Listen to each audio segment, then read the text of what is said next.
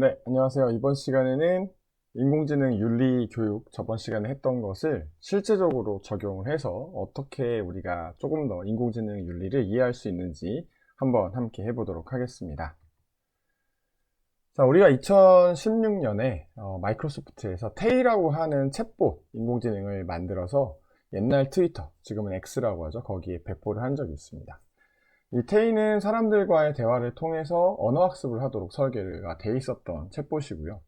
19세 미국 소녀의 언어 패턴을 모방하도록 만들어졌는데, 문제는 출고 16시간 만에 이 테이라고 하는 인공지능이 이상하게 변해버렸습니다. 부적절한 언어를 하고 편향된 내용을 사람들이 막 대화를 하면서 이 아이를 변화시켰죠.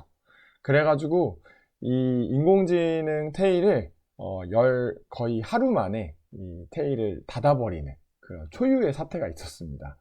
그래서 결국에 마이크로소프트는 이 테일 비활성화하고 나서 우리가 함께 지금 배웠었던 리스판서블 AI를 더욱더 강화하고 보호장치를 만드는 계기가 되었습니다. 그러면 이제부터 우리는 어떤 걸 해볼 거냐면요. 인공지능 윤리가 직접 사용되고 있는 앱을 한 가지 좀 볼 거고요.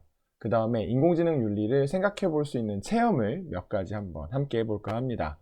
여러분들도 함께 다운받아 보고 함께 접속해서 해보시면 여러분들이 가지고 있던 인공지능 윤리에 대한 생각을 조금씩 바꿔볼 수 있지 않을까 그런 생각이 듭니다.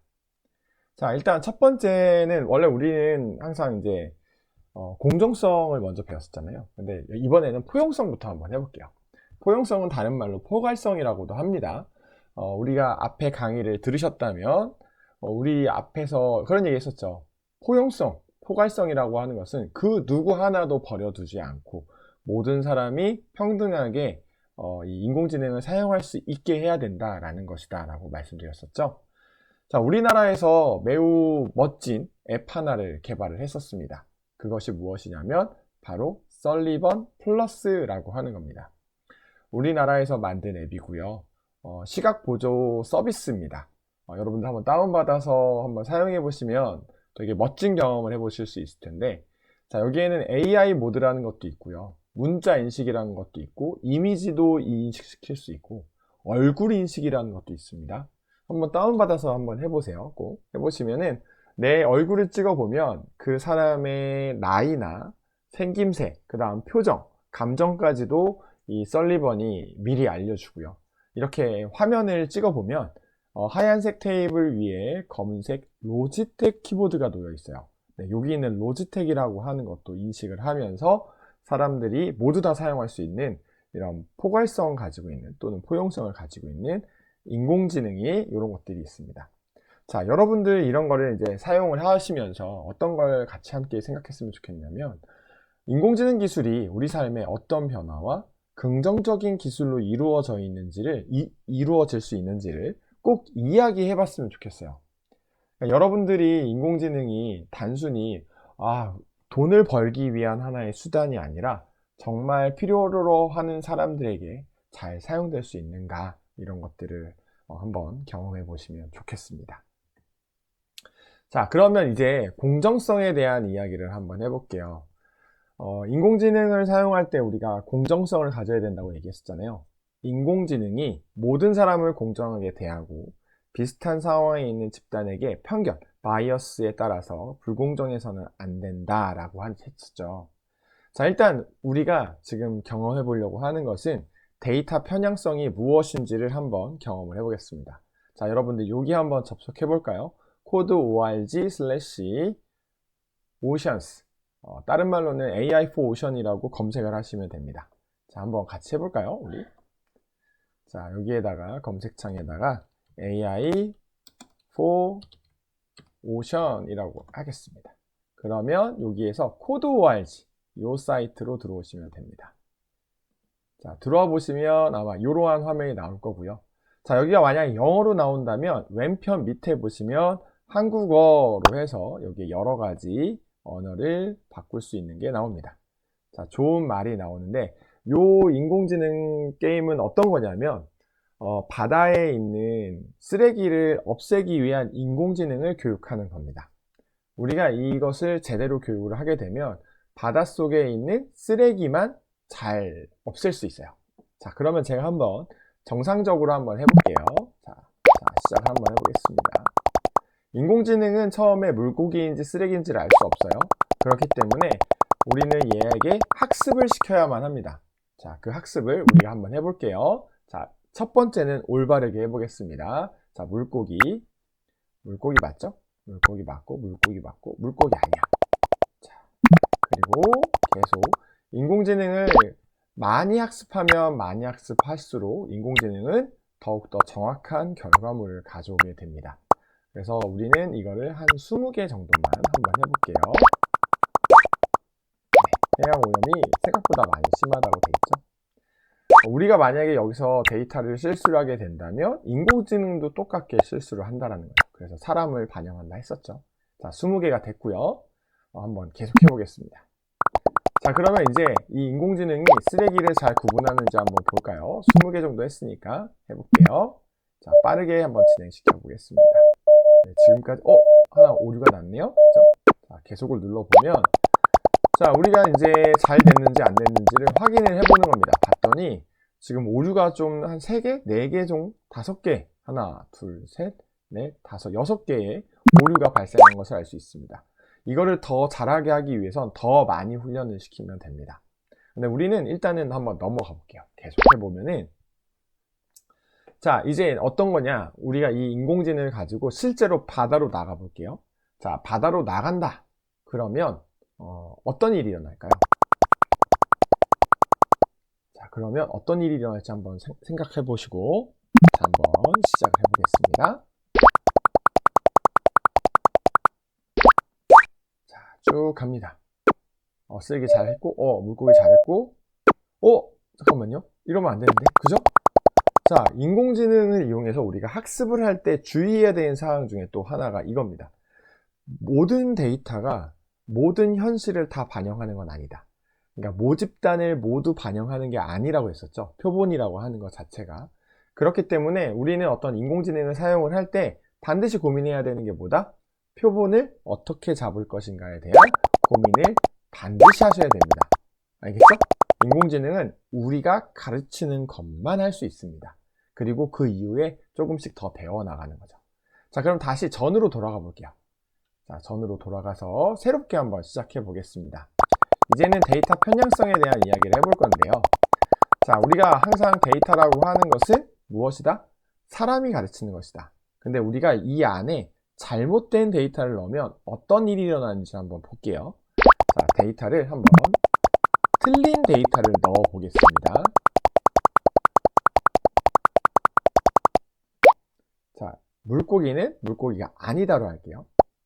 아닌 것을 물고기라고 하겠습니다. 이렇게 몇 개? 20개를 한번 해볼게요. 이건 물고기라고 해야 되겠죠? 아니고, 물고기, 아니, 물고기, 아니, 물고기, 아니, 물고기.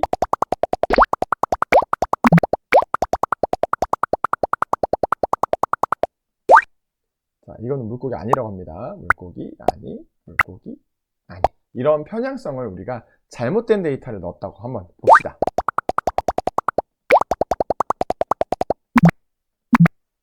자, 어떤 일이 일어나 볼까요?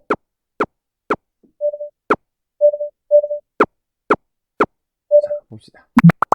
그랬더니 완전히 잘못된 데이터가 만들어졌네요. 자, 우리는 이게 데이터가 잘못됐다고 생각을 해가지고 이제 이걸 올바르게 바꾸려고 해요. 그러면 다시 학습을 시켜야 된다고 했었죠? 자, 이번에는 똑바로 한번 데이터를 해볼게요. 20개가 틀렸으니까 한 30개 정도를 해볼까요? 올바르게 30개를 해보겠습니다. 올바르게 해야겠죠? 그렇죠? 자, 물고기 아니고, 물고기 아니고, 물고기 아니고, 물고기. 네, 이제 20개 지나갔고요. 잘못된 거 20개는 이제 끝났죠. 이제 올바르게 된 거 10개를 더 추가했습니다. 자, 이러고서 한번 돌려볼까요? 어떤 일이 일어날까요? 자, 실행해 보겠습니다.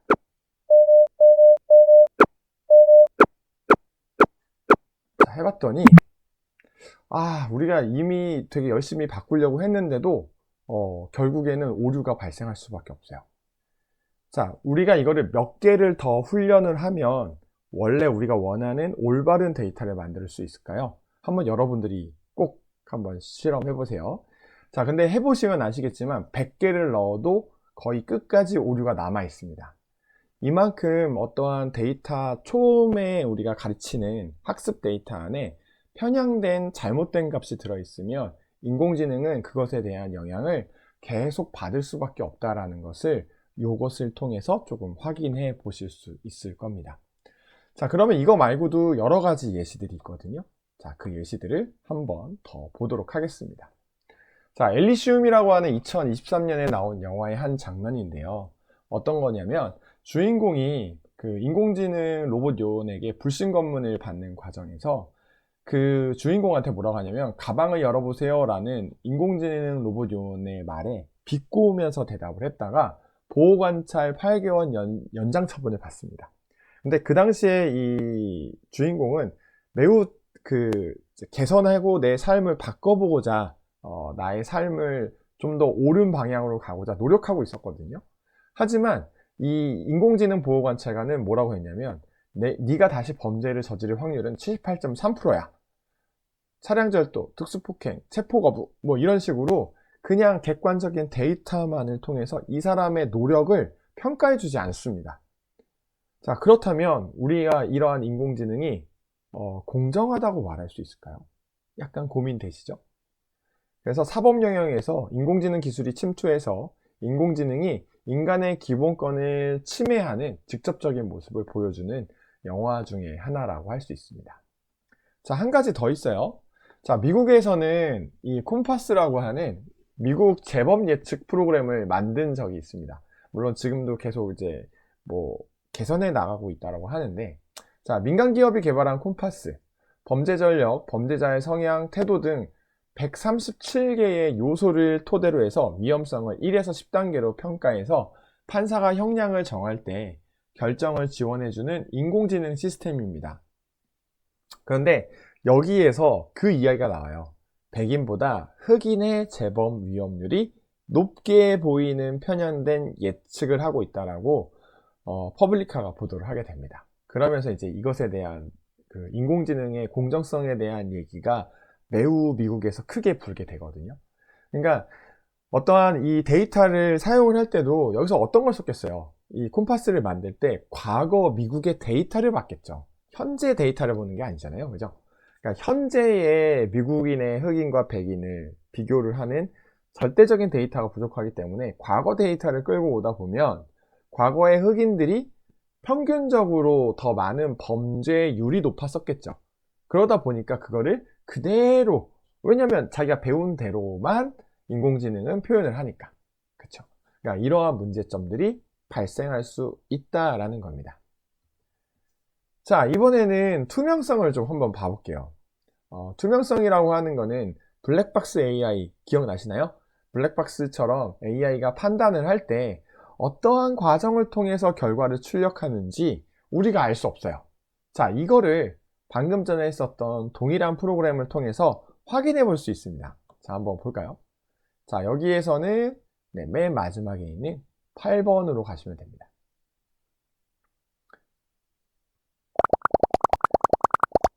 자, 이제 인공지능에게 감정 단어를 한번 알려주려고 합니다. 자, 한번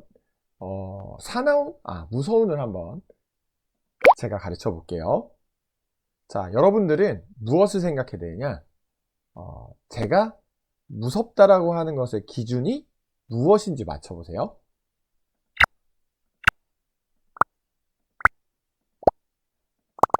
자, 무슨 기준으로 제가 하고 있을까요?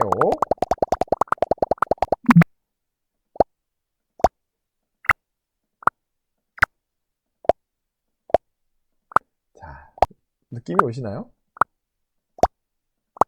자, 제가 무섭다고 하는 것의 기준이 무엇이었을까요? 한번 결과물을 한번 볼까요?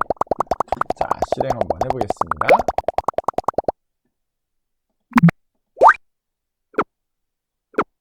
빠르게.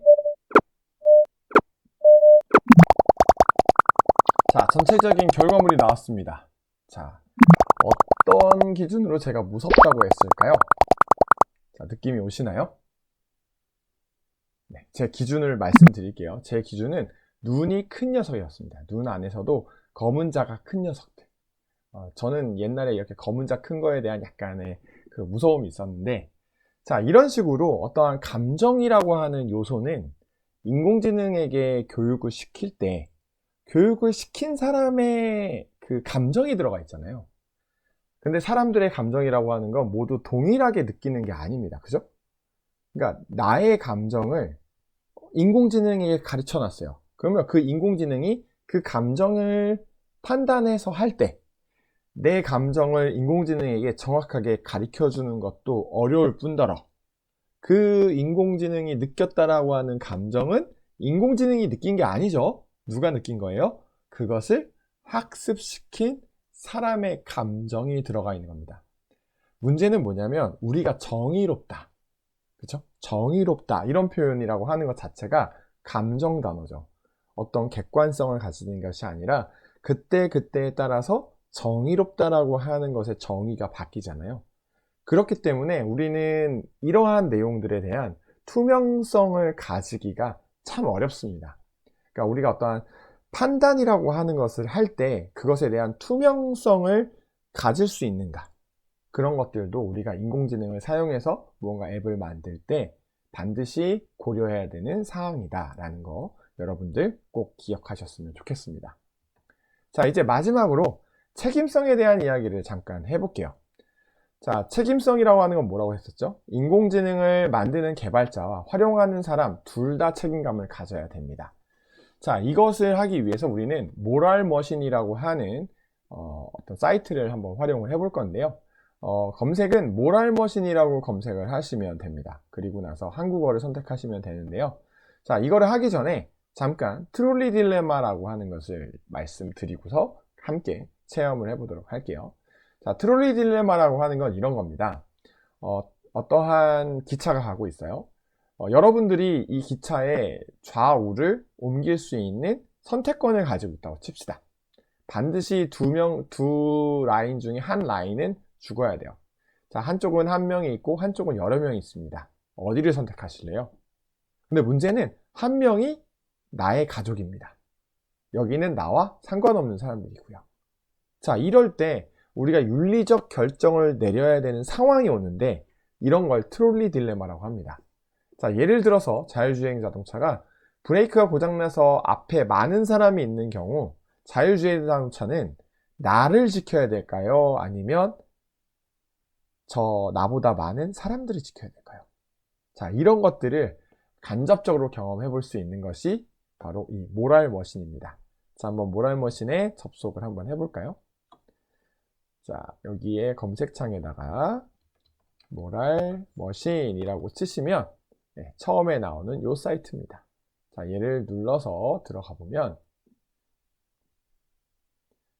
자, 여기서 우리는 한국어로 들어갈 겁니다. 한국어로 들어가 보면 이렇게 한국어가 됐고요. 여기 눌러보시면 여러 가지 언어를 선택할 수 있습니다. 한국어, 시작하기.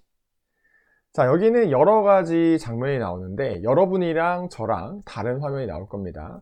13가지의 선택을 하셔야 되고 여기에서는 누군가는 반드시 죽어요. 자, 차 안에 사람이 있는 경우도 있고요. 차 안에 사람이 없는 경우도 있습니다.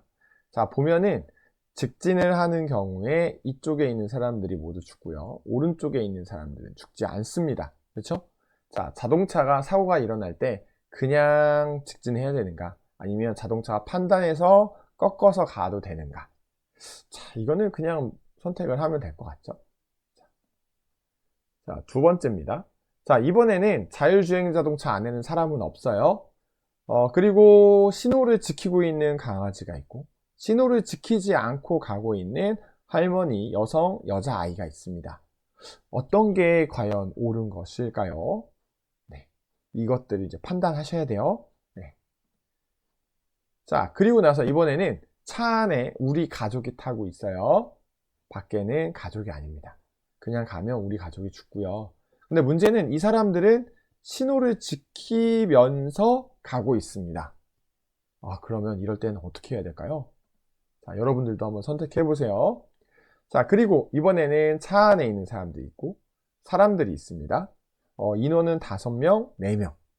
그리고 이 사람들은 비보호로 건너는 거죠. 뭐 불법을 저지르는 건 아니에요.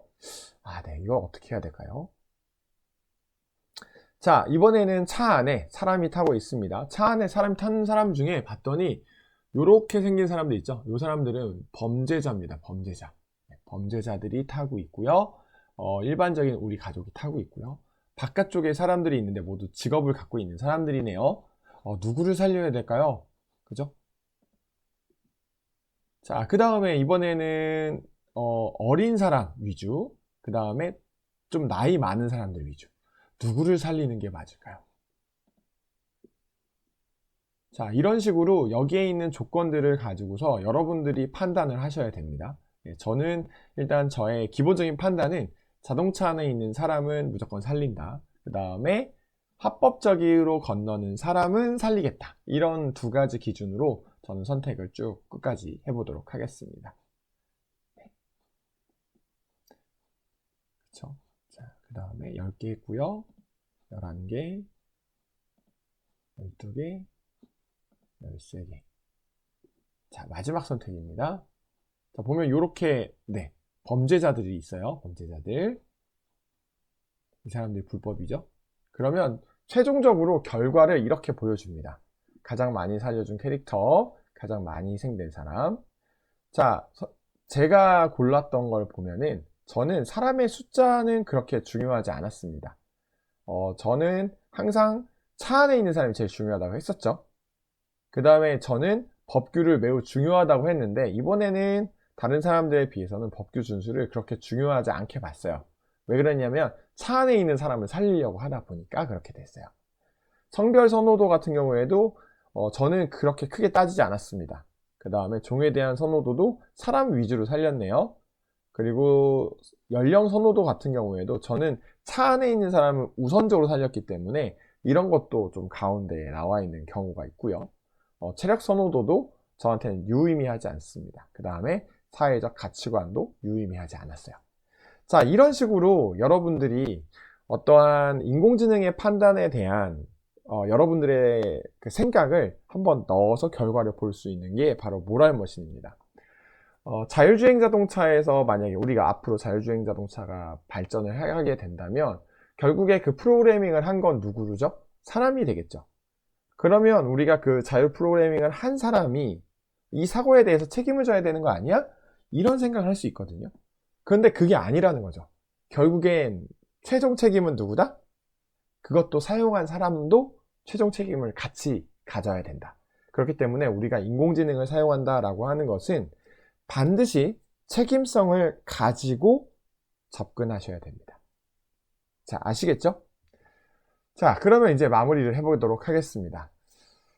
생성형 AI는 올바르게 사용해야 됩니다. 자, 우리들이 살아갈 인공지능 시대에 여러분, 그리고 나부터 올바른 기준을 세울 수 있기를 기대하겠습니다. 자, 여기까지 인공지능 윤리 교육이었습니다. 감사합니다.